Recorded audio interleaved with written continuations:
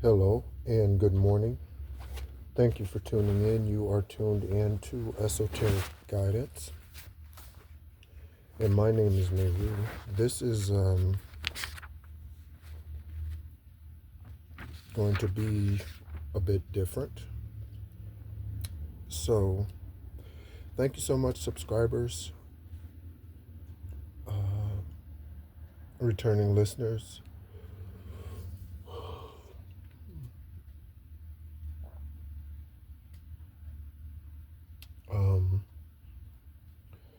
So, yesterday I mentioned something when we were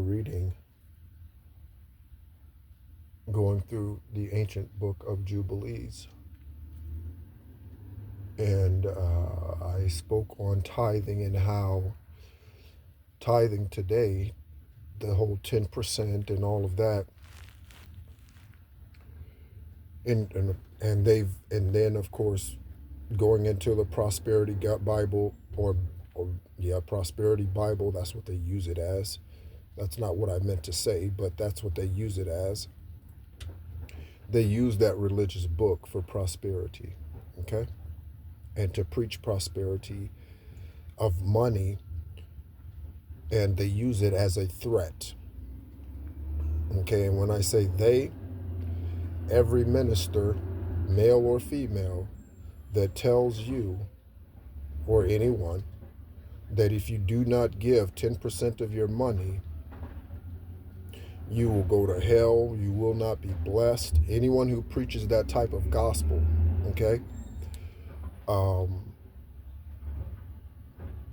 give 10% so that you can be blessed, that's the reason why you tithe.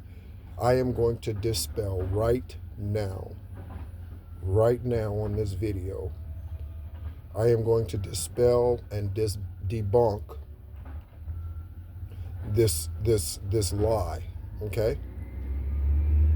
And this is why I'm going to do this. I could feel when I was reading through the ancient book of Jubilees yesterday, I was feeling kickback on that statement, and how I said the tithe is something that is to be sown into an individual, okay, or a family. A tithe, and I like to say an individual more so. So I'm really going to be black and white with this, okay? Really black and white. So, which is the only way that really black and white should be used, okay? Or when talking about a zebra or something, okay? So,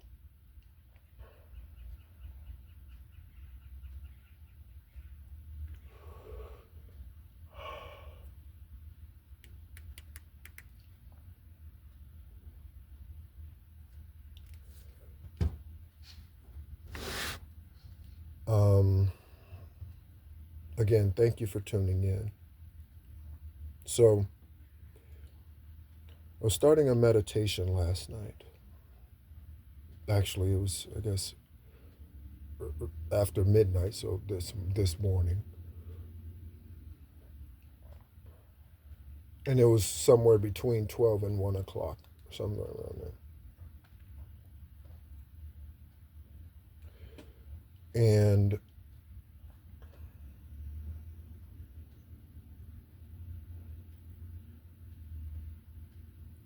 I'm looking at the screen on Echo, and there's something about New Balance. So please pay attention.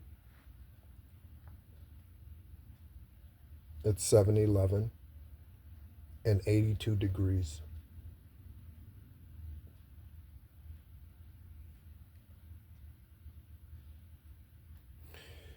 And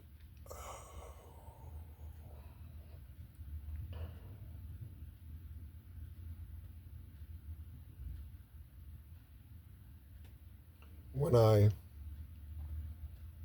wasn't going to write anything down right away. I was just going to, prepare everything this morning and then share it with you. But I was guided to grab the notebook and start writing last night. Or, again, this morning. So when I grabbed the notebook and then grabbed the phone, it was 1:11 in the morning. Okay? So 111.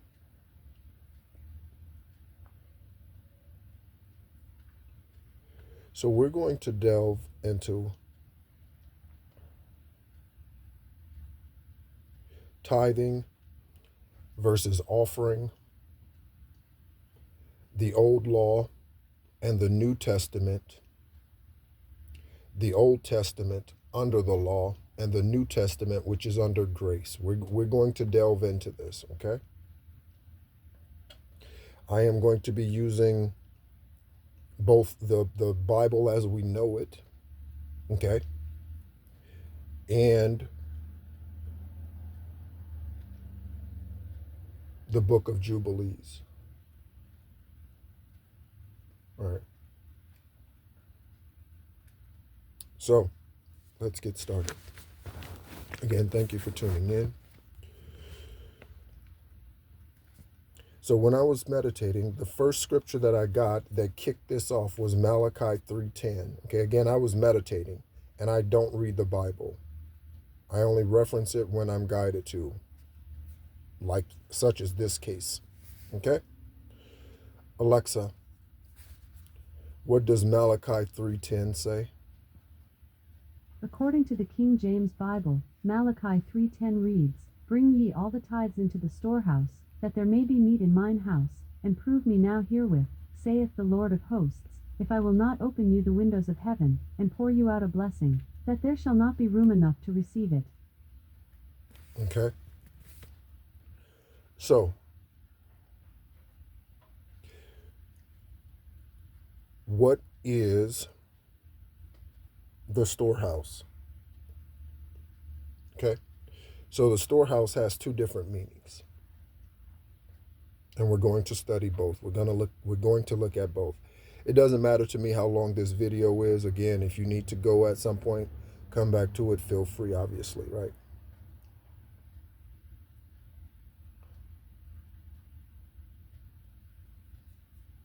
So the storehouse,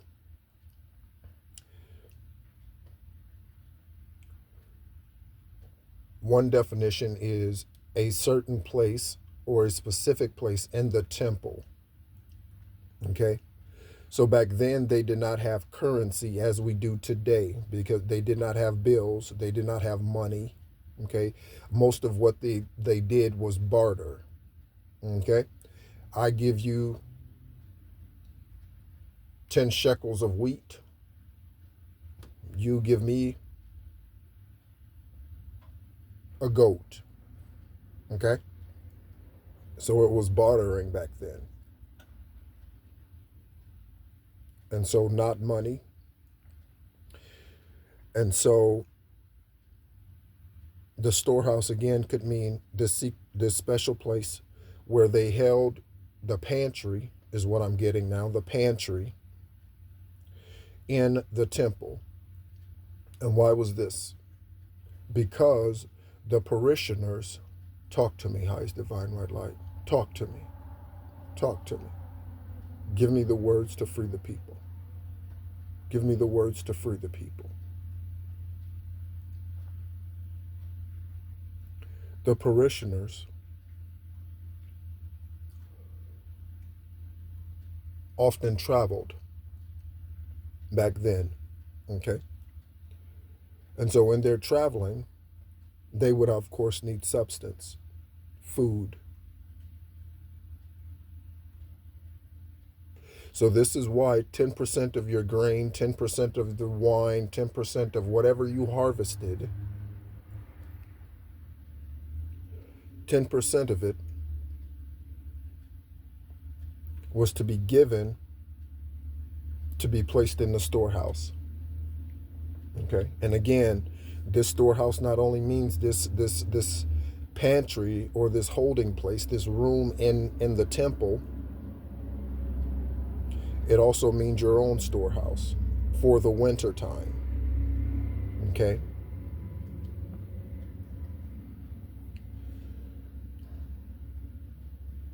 So, In the book of Jubilees, God's covenant with Noah, the first tithe and offering that Noah offered was, and we read it the other day, goat, sheep, a pigeon, ox, okay?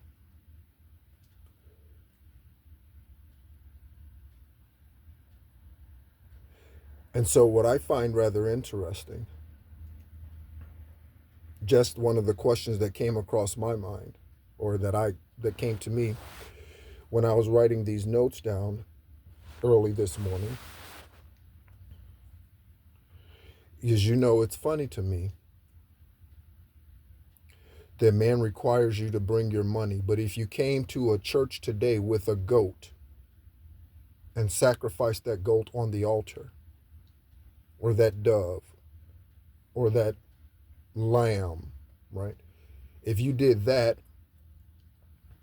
you would get kicked out of the church.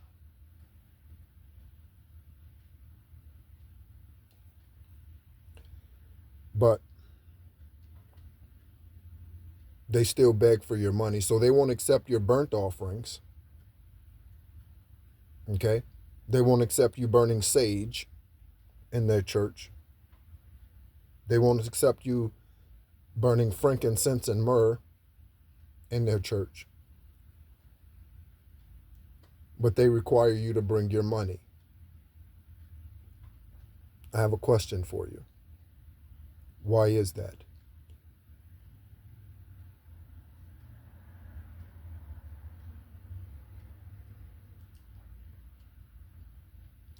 So,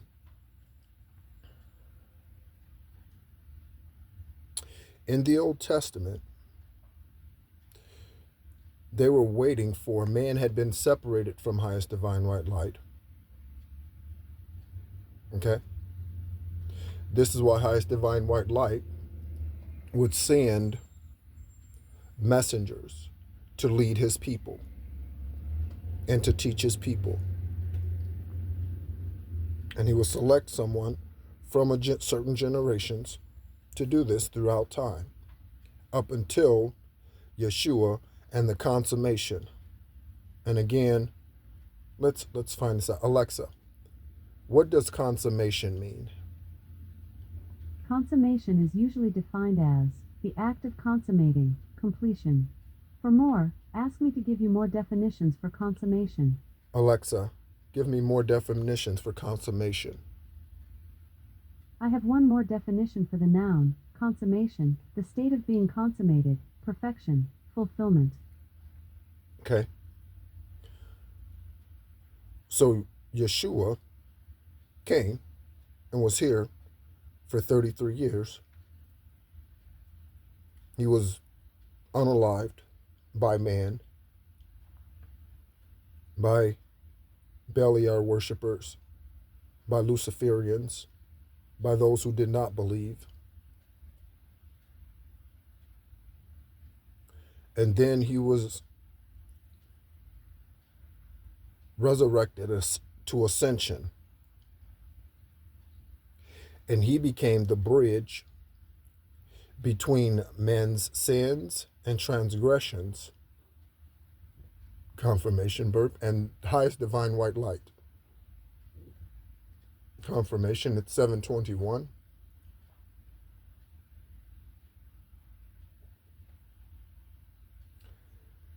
And so when he became that bridge back to unification between man and Most High, the sacrificing of doves and animals and all of that, those things were no longer necessary. So again, I ask you, would man today receive your burnt offerings as Noah offered up unto the Father as a sacrifice for the people, and as others have, and again, under the law? before the consummation or before the fulfillment. Okay, so Yeshua fulfilled the law. He fulfilled the law. That's what consummation means, fulfillment. That's one of the definitions. Fulfilled the law. So what did he do in fulfilling the law?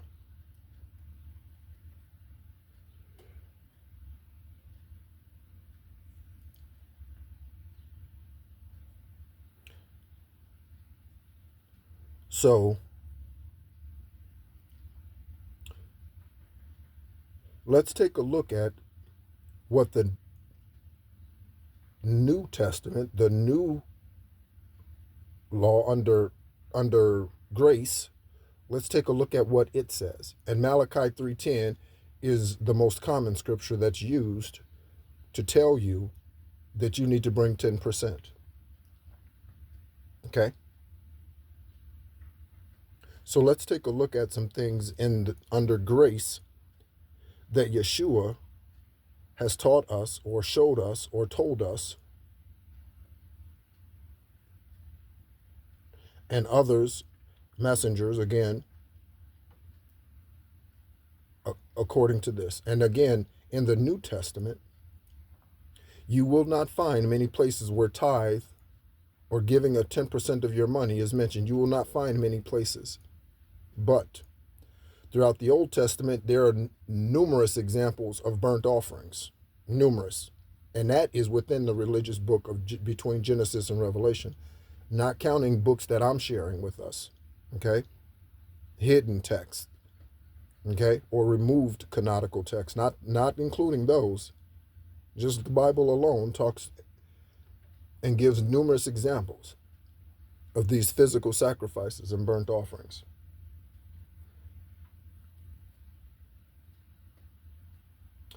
Alexa, what does Matthew 23 and 23 say?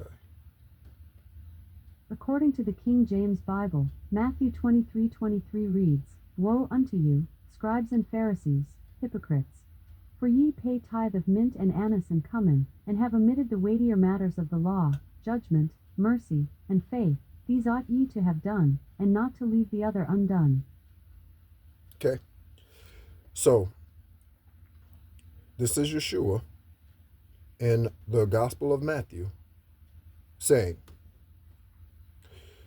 you scribes and Pharisees, you workers of iniquity, okay? You hypocrites, essentially. That's what that is. You hypocrites. So you pay tithes of your men, and this is New Testament. So under grace, they're still trying to do this. They're still living by the law under grace. Again, what did Yeshua come to do? To fulfill the law.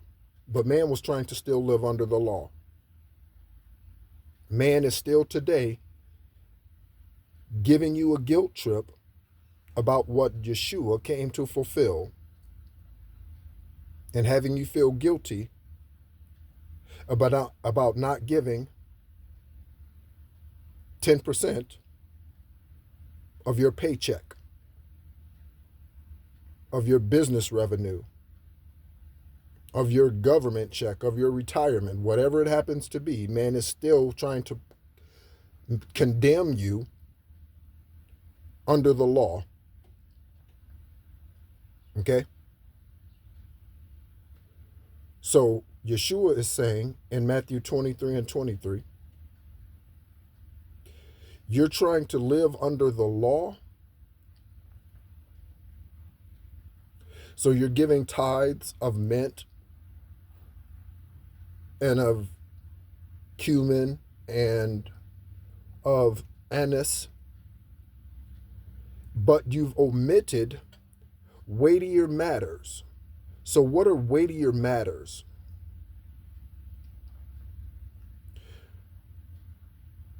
What are the weightier matters of law, judgment, and mercy and faith? So he's talking about love. Okay? He's talking about care for your fellow man. He's talking about idolatry. Okay? Fornication. Okay? Adultery. You forget those matters, weightier matters, greater concerns. So you ignore that, but you're trying to offer up this dumbass burnt offering, which really holds no weight anymore. Okay?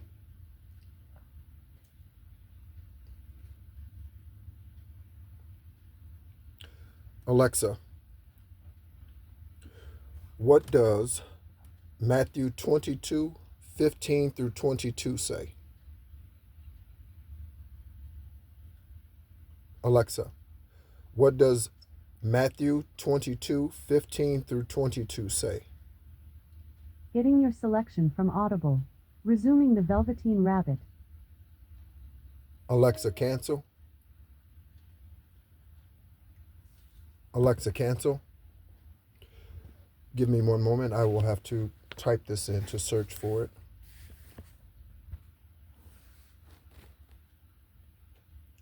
So let's take a look at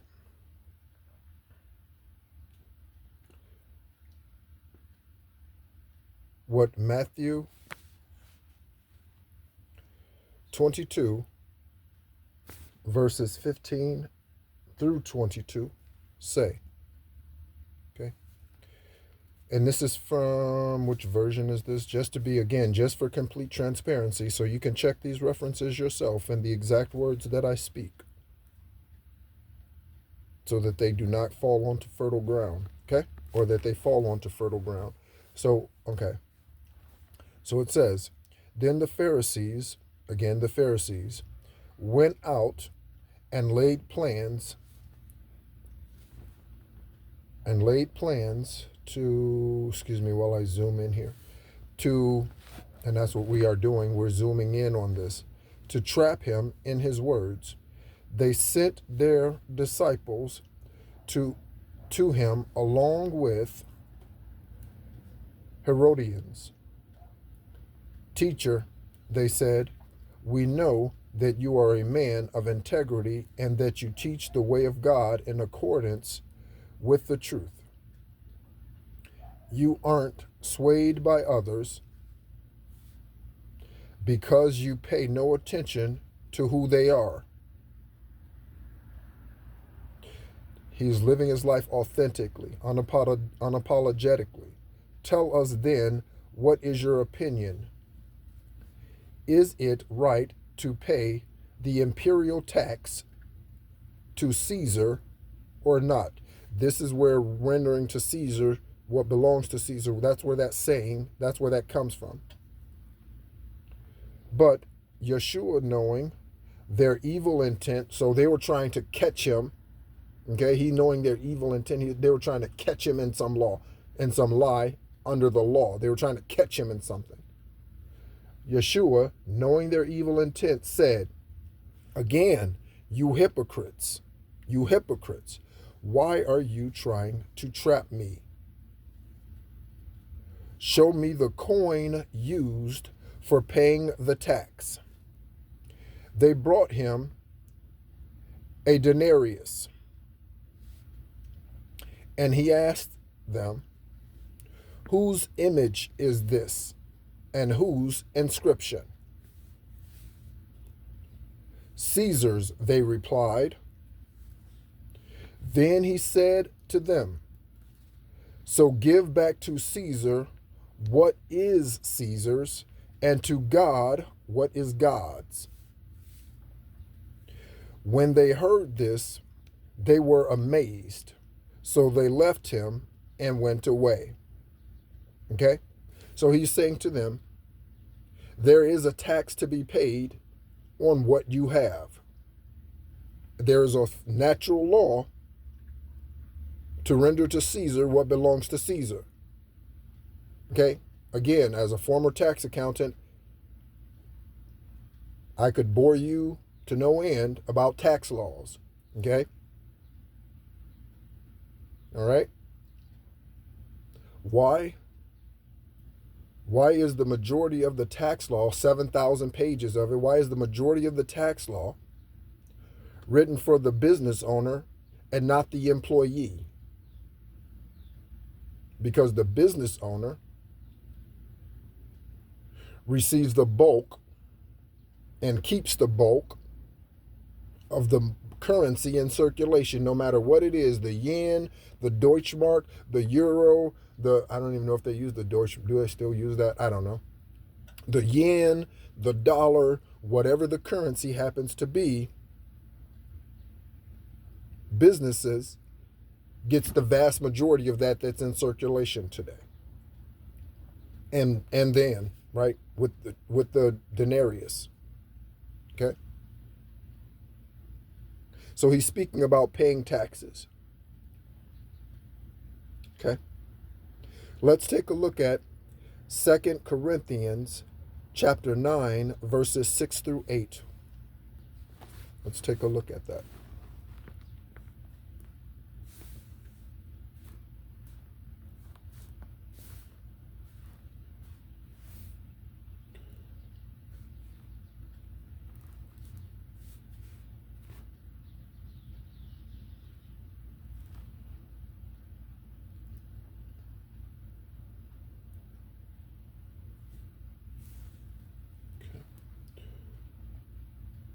And again, this is from the NIV. I'm just picking the very first one that comes up when I do the Google search for this verse. Okay, I'm just picking the very first one.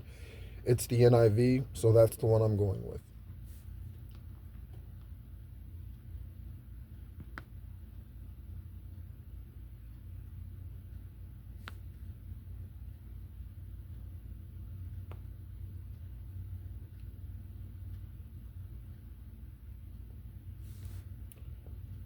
Let me just make sure I have the right.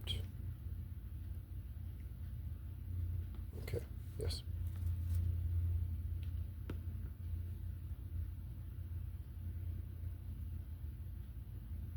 Okay, so let me start this from the beginning. I'm going to start from verse 1, actually. Okay? All right. And this is, of course, Paul's writings to the Corinthians. Okay? And again, he not only wrote 1st and 2nd Corinthians, but there are also, I believe, 2 other books of the letters to the Corinthians that were not included in between the religious book of Genesis to Revelation. Okay? So, chapter 6, second. Oh, maybe that's where I made the mistake. Hold on one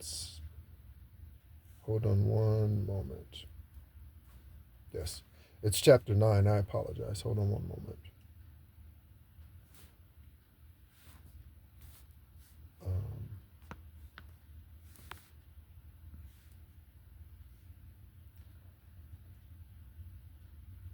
I thought that looked different than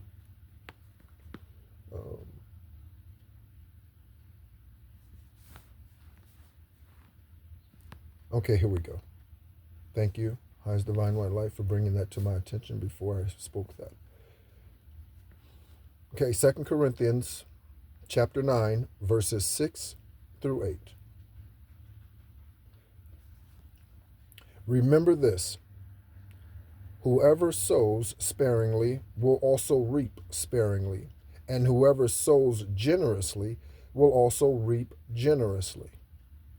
Each of you should give what you have decided in your heart to give, not reluctantly or under compulsion, for God loves a cheerful giver. And God is able to bless you abundantly, so that in all things, at all times, having all that you need, you will abound in every good work. Okay? So here's another reference to giving. All right? This is under grace, and this speaks to giving from your heart, not reluctantly or compulsion, or through compulsion. What's through compulsion? There's 5 people in here who have $1,000 to give me today from my new jet. All right? That is creating a compulsion to give, an urgency to give beyond what you have, or to give more than what you have to give. Okay? Again, the storehouse represents not only the storehouse place or the pantry within the temple, but it also represents your own storehouse. Okay? Because back then, they were farmers. So if you did not store up for yourself, for your family, for the wintertime, you would starve or have to go seeking from your neighbor that which you failed to store up for your family, for your own house. So, under grace, Most High loves a cheerful giver. There is no sacrifice. Okay? There is no commitment to a 10%. There is a give as you are blessed. So it could be 1%, 2%, 5%, 12%, 15%, 20%. Give according to what you've been blessed with. That's what it means when it says that whoever sows sparingly will reap sparingly, and whosoever sows generously will also reap generously.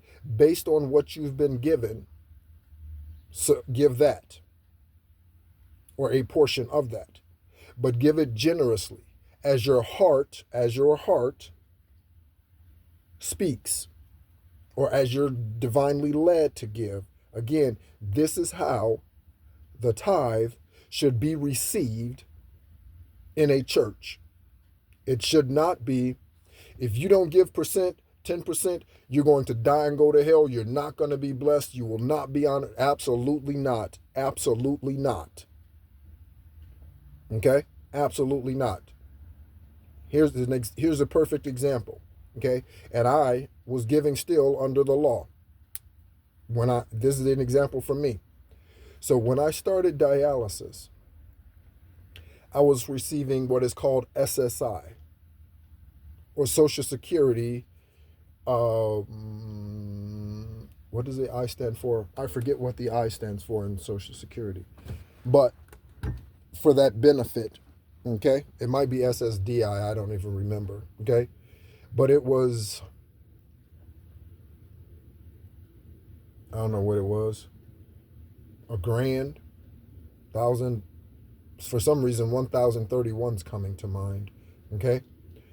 So whatever that was, my rent for the townhouse, I had moved Judy down. She had retired in 2014. I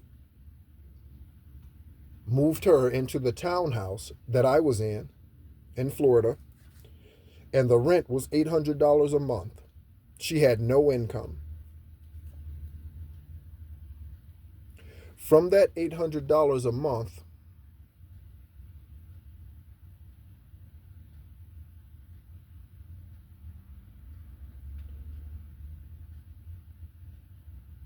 or excuse me, from that 1,000 whatever a month, just over $1,000, 800 of it had to go to rent. Do you know that I was still faithful to give according to the law? And we were blessed in this way, in that the only thing that ever got cut off in the time that we lived in that townhouse was the water, and that was 1 month. It got cut off during 1 month, not for the full month, but at one point during a month, the water got just cut off, okay? And it was for, I don't know, it might have been a week. Probably not even that. It might have been 3 or 4 days or something like that, towards the end of the month, okay?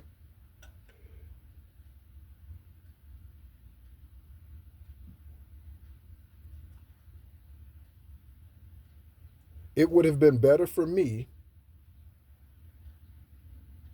to recognize the grace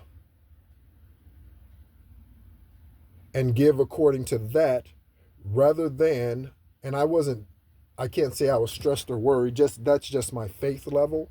I wasn't stressed or worried, okay? That's part of the reason why it only happened once we were there for, I don't know how long we were in that townhouse before I got married, 1.5 years or something like that, maybe.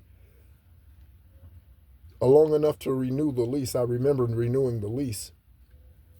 Okay, confirmation burps. So, one who gets $1,000 a month and their rent is $800 a month, they are not required to give 10%. Why? Because light bill, electricity, okay, these are necessities in today's life. Okay, unless you live out in the middle of, I don't know, Vietnam or some third world country. I said Vietnam. Vietnam might not be third world anymore. I don't know. I'm sure there are a lot of places there and elsewhere where people still live out in the middle of their rice fields. Okay? But for the general population today, food, electricity, water, these things are necessities. And from $1,000, if rent is $800, you are really scrounging to spread out that other $200. Okay? I did not have a vehicle back then. Fortunately, there's public transportation. Okay? That is how I got to my treatment facilities for dialysis. And in fact, that's how I got anywhere back then.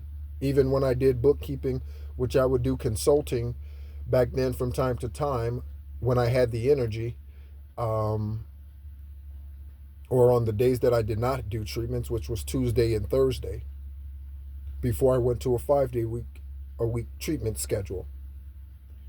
So I would use public transportation to get to those clients.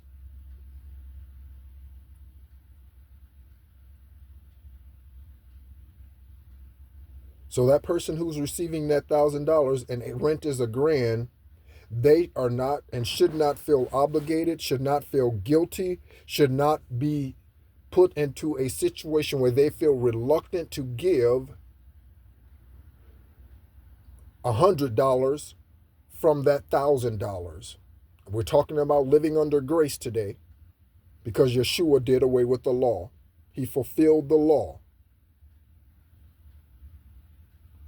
Okay? So let's take a look at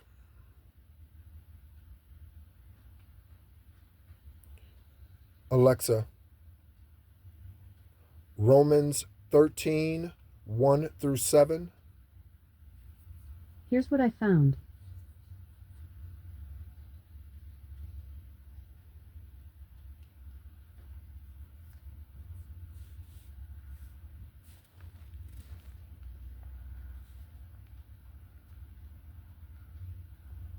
I have to type this in because it did not pick it up or something.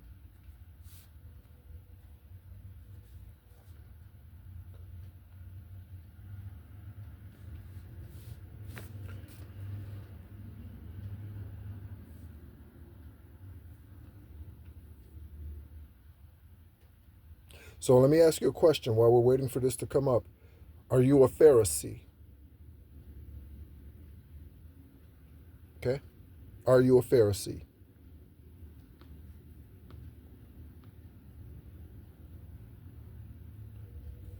Okay, so let's take a look at what we have here. Let everyone be subject to the governing authorities. Again, that's Caesar, tax collectors, tax governing agencies. For there is no authority except that which God has established. The authorities that exist have been established by God. Consequently, whoever rebels against the authority is rebelling against what God has instituted. And those who do so will bring judgment on themselves.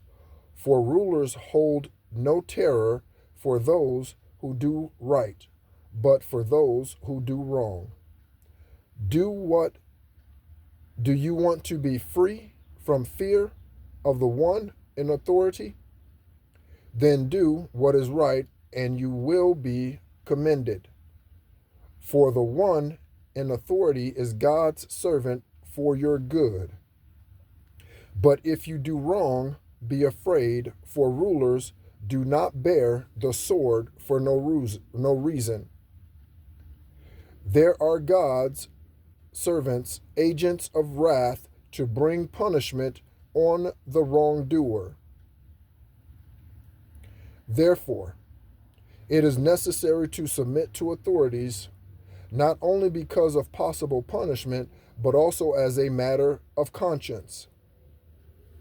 This is also why you pay taxes, and that's literally what it says. For the authorities are God's servants, who give their full time to governing. Again, your taxes, local taxes, sales tax, and those things go to pay your police officers, your firefighters, okay, your public servants. Give to everyone what you owe them. If you owe taxes, pay taxes. That's what it says. If you owe taxes, pay taxes. Again, New King or NIV, New International Version, I guess is what that is. If revenue, then revenue. If respect, then respect. If honor, then honor. Okay? So again, we're reminded to render in regards to your taxes and what you receive into your house, render that to the proper authorities. Okay? And again, even with that, in the U.S., the U.S. is 4111 on the video timer. In the U.S., Alexa, what time is it? It's 7:48 a.m. In the New Testament, or excuse me, even today in tax law in the U.S., there's a difference between tax evasion and tax avoidance. Tax evasion is illegal, i.e. Wesley Snipes and other celebrities who have been caught tax evasion, right? Al Capone, that's what they ended up getting him for originally, right? But then obviously they were putting the case together, but originally it was tax evasion. Okay? So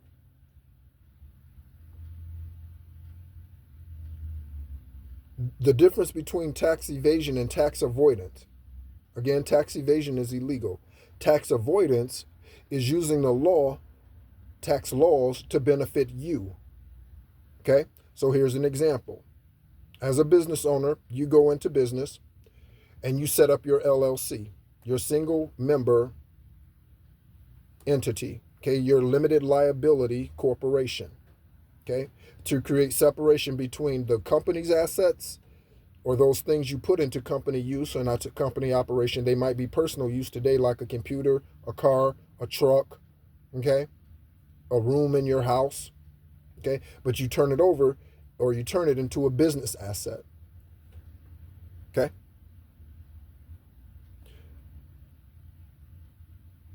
That is tax avoidance. Okay, using Section 179, tax avoidance. Using trusts, tax avoidance. That's using the tax laws to your benefit. That's being wise. Okay? That's not illegal. Okay, again.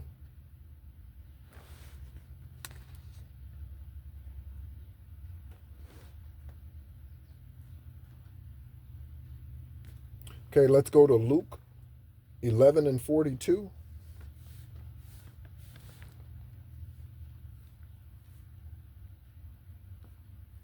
There's a woodpecker outside.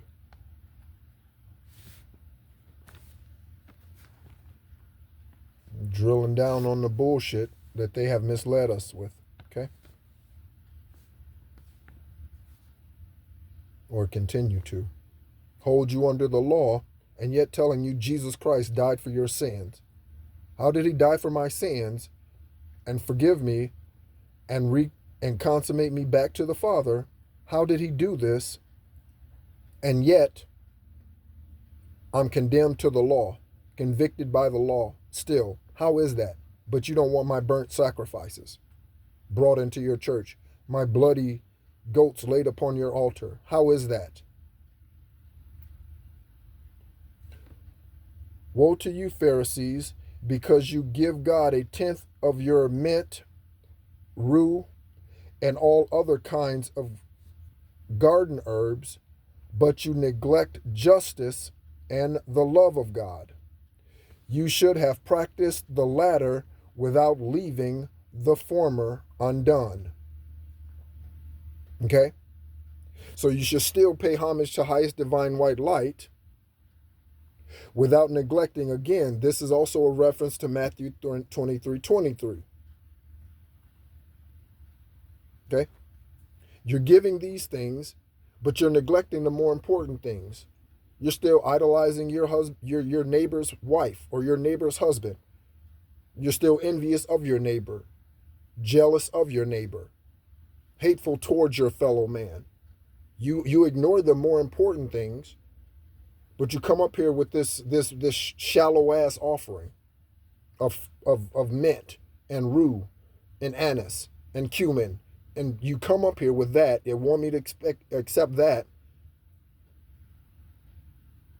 but yet you're killing your fellow man because of jealousy, or like David, because you want to fuck his wife, you send him off to war, as David did with Uriah. Okay? There's 46 minutes on the timer.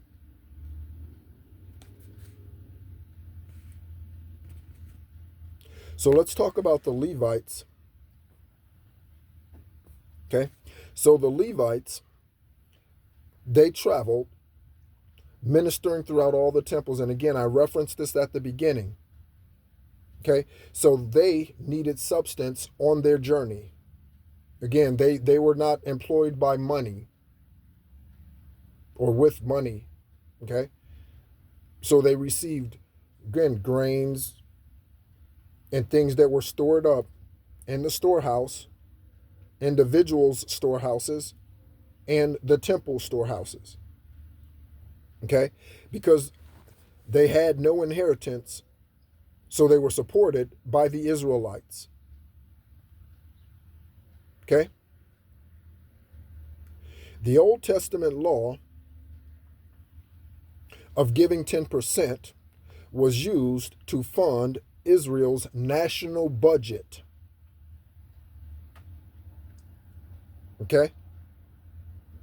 Again, they would like for you to believe that there is separation between church and state. Today, there is no separation between church and state.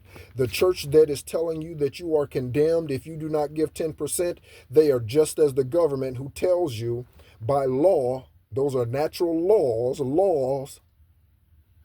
okay? Laws condemn, okay? Laws are convicting. That's why you can be convicted if you do not follow them, okay? So man from the pulpit convicts you with laws today that are not necessary, with laws today, okay? If you stand up and say, excuse me, Stephen Lee Parker at the Rock of Central Florida, is polygamy right or wrong today? He would say, absolutely, it's wrong. But highest divine white light allowed it under the law.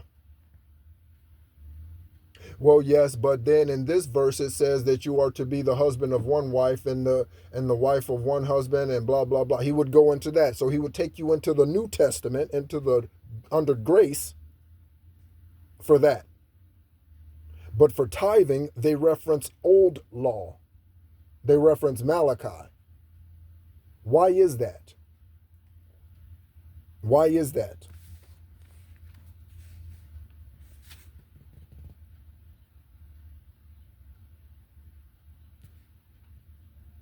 So, highest divine white light loves a cheerful giver. Let me ask you a question. If you have $1,000 coming in a month, okay, and your rent is $800 a month, giving $100 of your $1,000, leaving you with $100 for the rest for 30 more days,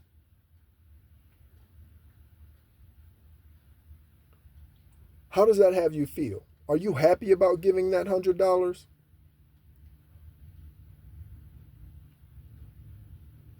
When your lights get cut off. Creflo Dollar's lights aren't getting cut off. Joyce Meyer's lights aren't getting cut off. Joel Osteen's lights are not getting cut off. Kenneth Copeland's lights are not getting cut off. Okay? Gwen Shambling's lights weren't getting cut off.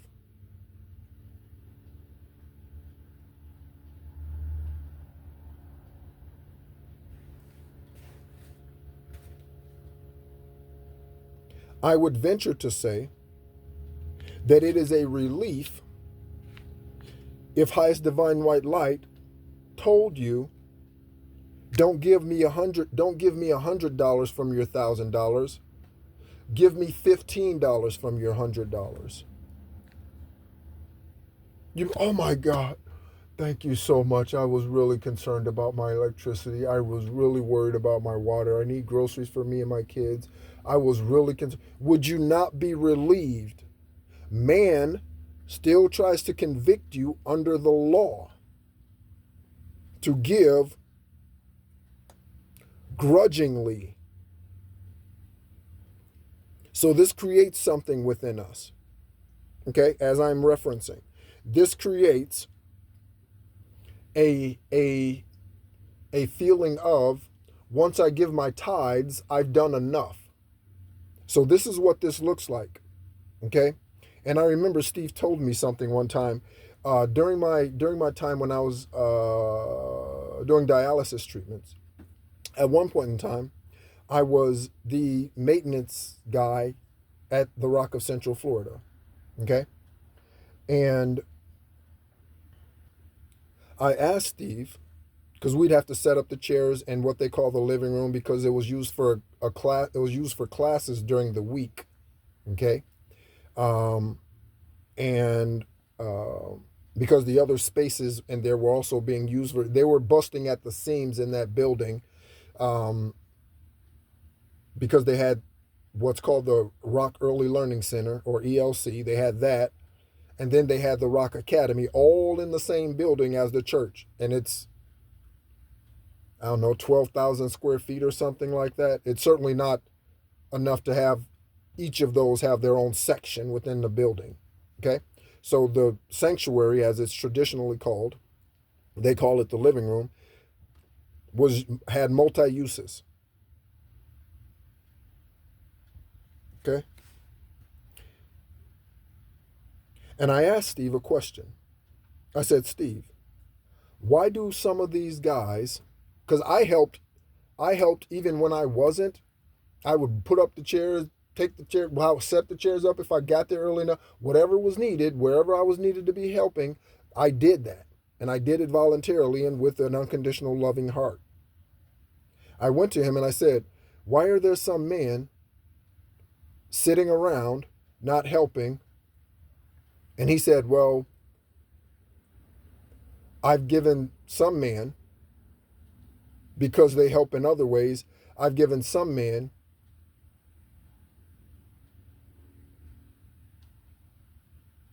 the he didn't say choice. He said, I've told some men that they do not have to help. I said, And in my mind, I was thinking, so what about the ones who are just lazy asses? Confirmation, Bert. So, and there were many of those, plenty. Okay.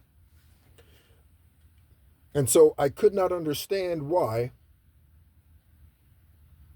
you would say, no, you've done enough. No, you give enough money. No, you, and some of them were, okay?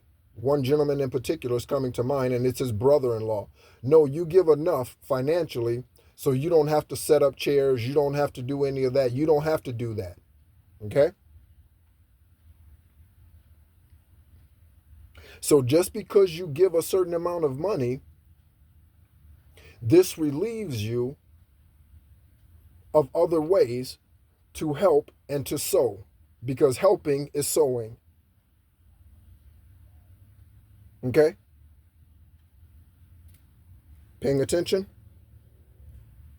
So, when you give a tithe, or when you give this 10% rule, okay, under the law, it creates I've done what I was supposed to do. I've given enough.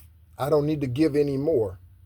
And that's something that Steve was instilling, and probably still is, at the Rock of Central Florida, located in Sanford, Florida.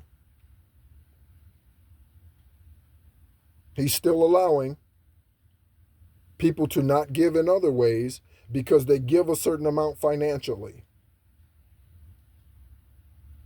Okay?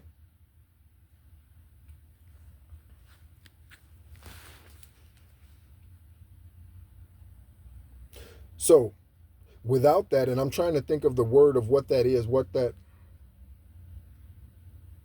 would be. I do this so I don't have to do that.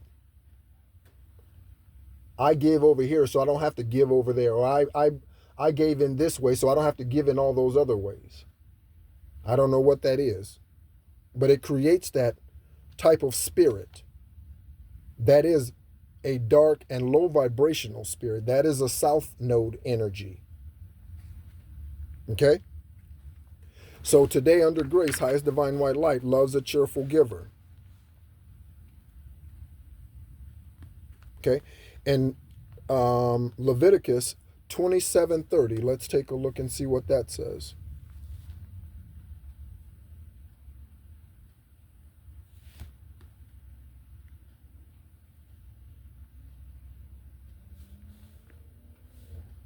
Again, we're talking about the law with Leviticus, okay?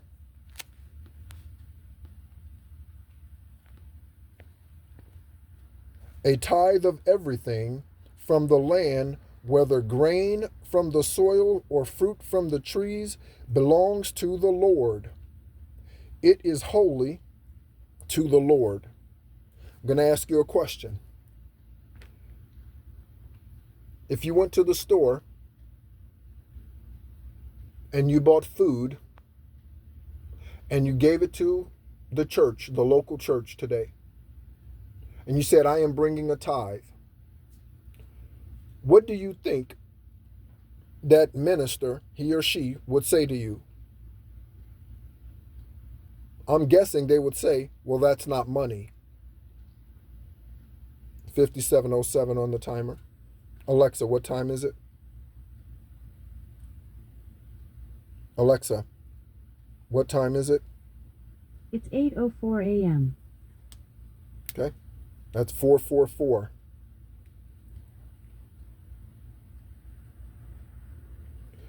The Levitical priesthood is of the Old Testament. Okay? Let's take a look at another verse. Deuteronomy 14:22. We're going to take a look at putting away for yourself. Okay? A tithe for yourself, for your family.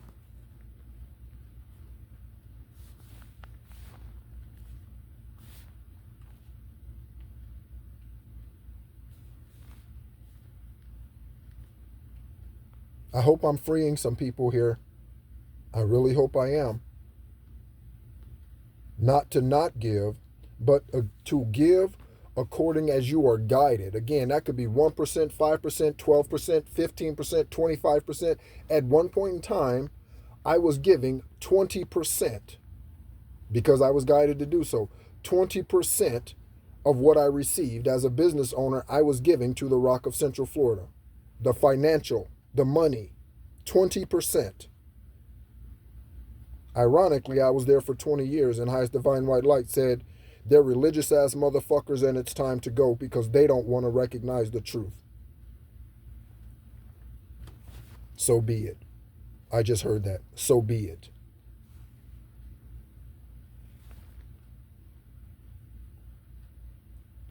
Deuteronomy 14:22.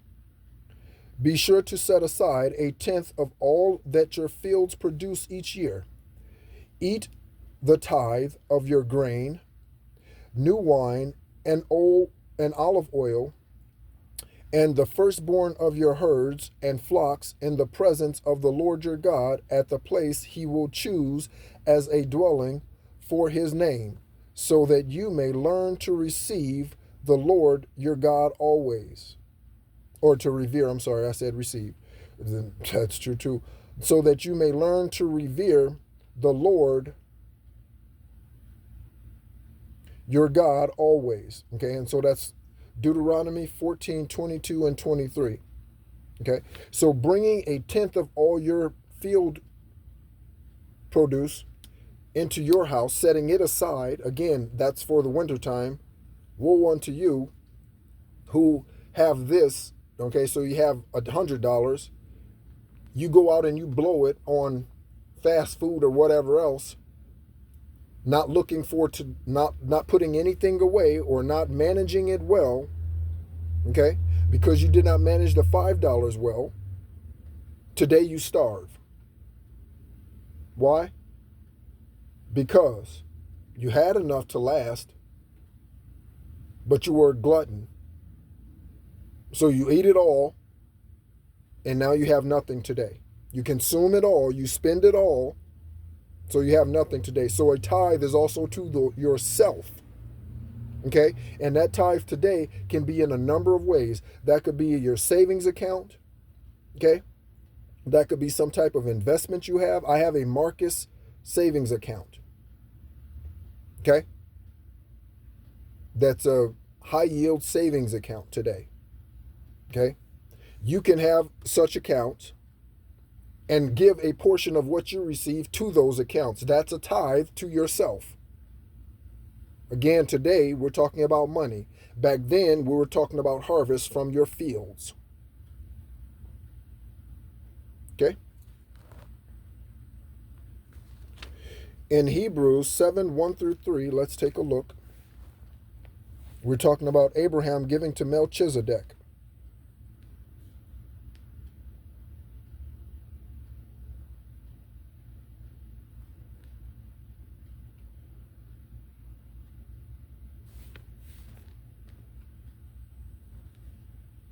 Again,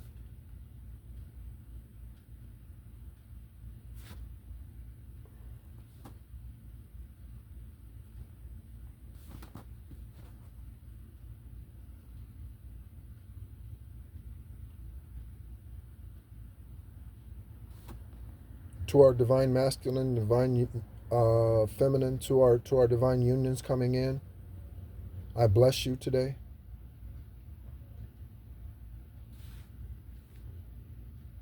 I hope your day is fruitful and prosperous, speaking of giving and receiving. Okay, so Hebrews 7:1-3. It's 1 hour, 2 minutes, and 33 seconds. This Melchizedek was king of Salem and priest of God Most High. He met Abraham returning from the defeat of the kings and blessed him. Confirmation burp. And Abraham gave him a tenth of everything. 4. Melchizedek was not a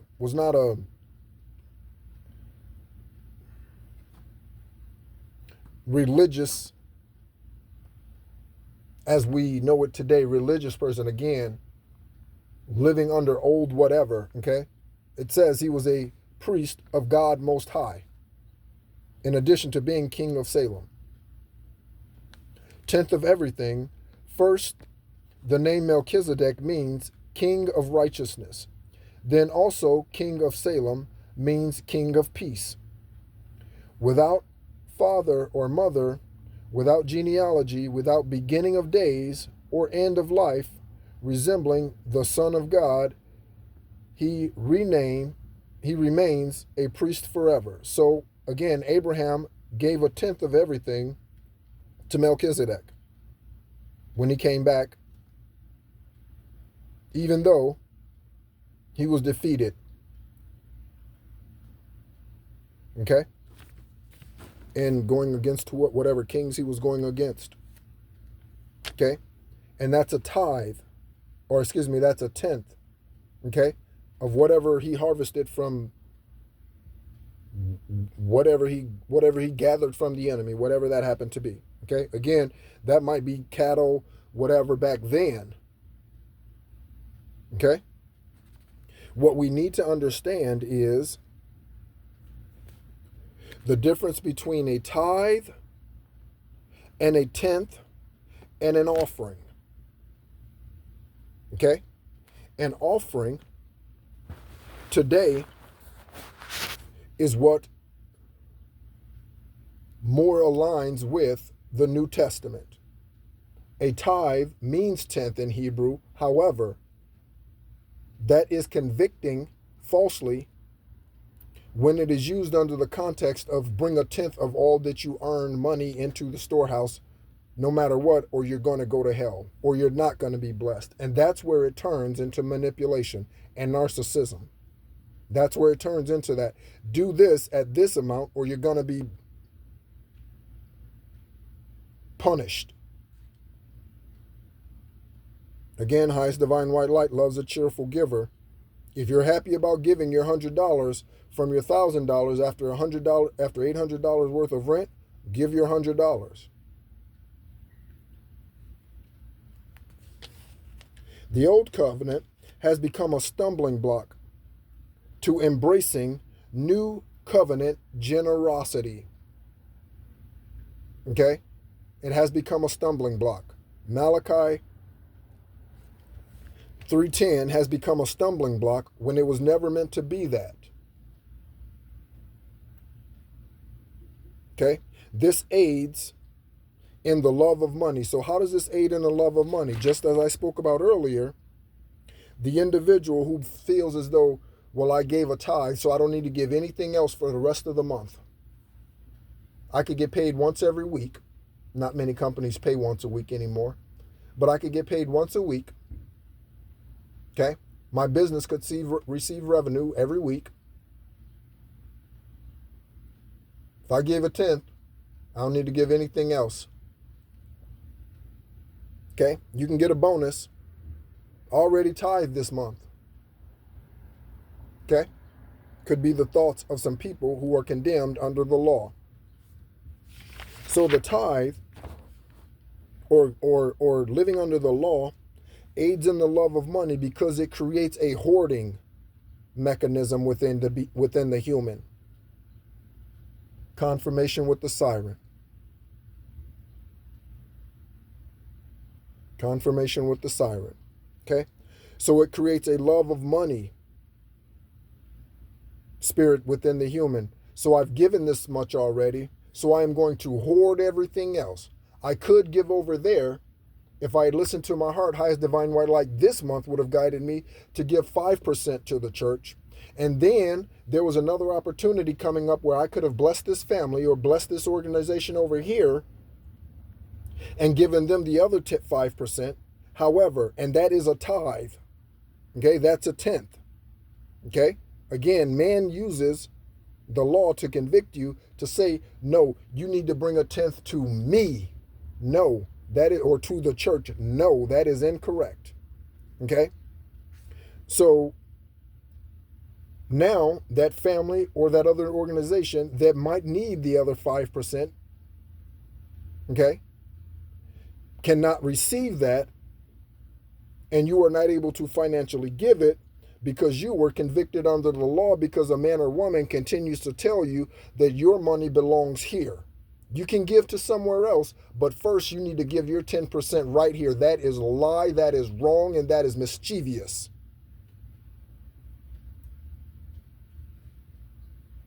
So you hoard your money beyond your tithe. Because I gave my tithe, I don't need to give anything else. I'm done giving for the month for my money. Or I'm done giving this week for my money because I already tithe. So, are you under the law or are you under grace? If you're under law, then you need to go buy frankincense, myrrh, find a pigeon, get a dove. You need to go find a calf. You need to go get a goat. You need to go get a heifer. You need to go do that and live under the law and continue to offer burnt sacrifices to highest divine white light. If you want to live under the law. You can't serve both man and Yahweh at the same time. You can't serve man, the religiousness of man, and highest divine white light at the same time. You can't do that. Five of Pentacles, you cannot do that. You cannot do that. Okay? Voluntarily Giving as a happy giver is what divine highest white light is requiring of us today. Again, after the consummation of man, back to him through YESHUA, who fulfilled the law. Okay? When I got done with this, highest divine white light gave me the words center cut. Center cut. So I looked this up. So the center cut is the tenderloin, considered to be the best, the top of the line. So we're talking about filet mignon type of cut. Tender, juicy, center cut is the words that I got when I got done writing down these notes about debunking the obligation to a 10% to a church. Okay? Center cut. So do you live under grace or do you live under law is the question. 1, 1, 1, and 1 second. 1 minute, 1 hour, 11 minutes, and 1 second. 11:11 on the timer when I looked at the video recording. Do you live under the law, under the Levitical priesthood, or are you living under grace and accept the consummation of YESHUA? Which is it? You decide. Thank you so much, as always, for tuning in. My name is Nehru. This is Esoteric Guidance, freeing us from the obligation to live under the law, under false pretenses. That's what I just heard. Under false pretenses. Highest divine white light. May this word that you have given to me to share with the people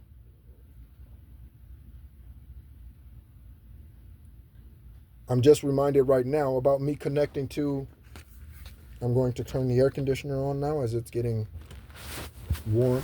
I'm reminded right now about what I was speaking, what I was declaring, what I was doing when I received this Malachi 3:15 or 3:10. There might be something about Malachi 3:15. We'll take a look.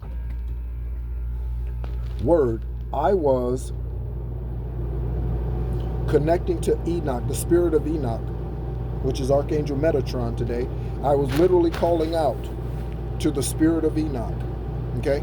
So let's take a look at Malachi 3:15 just as before we go to see what Malachi 3:15 says.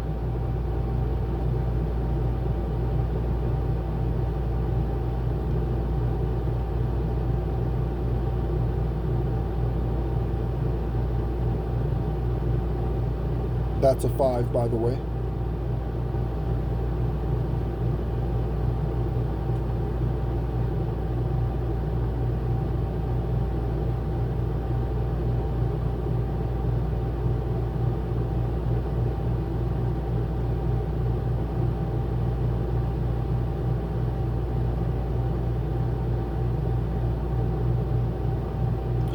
Oh, shit! Bring it home! Bring it home. Malachi 3:15 says, or reads, but now we call the arrogant blessed. But now we call the arrogant blessed. But now we call the arrogant blessed. Certainly, evildoers prosper. Even when they put God to the test, they get away with it. These evil prosperity speaking motherfuckers who are out here taking you for more than what they should, requiring of you what even highest divine white light does not require of you. How is a man going to require of you more than what highest divine white light, the creator of all things, requires of you? How is that? We are not subject to that. You are not subject to that. Yet they prosper. 14:41 on the timer when I looked over at the video clock. How is it that they prosper as evildoers, speakers of lies, misinterpretations of the canonical text. How is it they still continue to preach from the law despite Yeshua's death and resurrection, despite it, and with the same mouth, with the same decrepit throat chakra, they will tell you that Jesus Christ died for your sins? Did he or did he not consummate us back to highest divine white light? Did he or did he not do away with the law and fulfilling the law in his resurrection? Did he not? So why do I still have to live under the law? Thank you so much for tuning in, and be encouraged.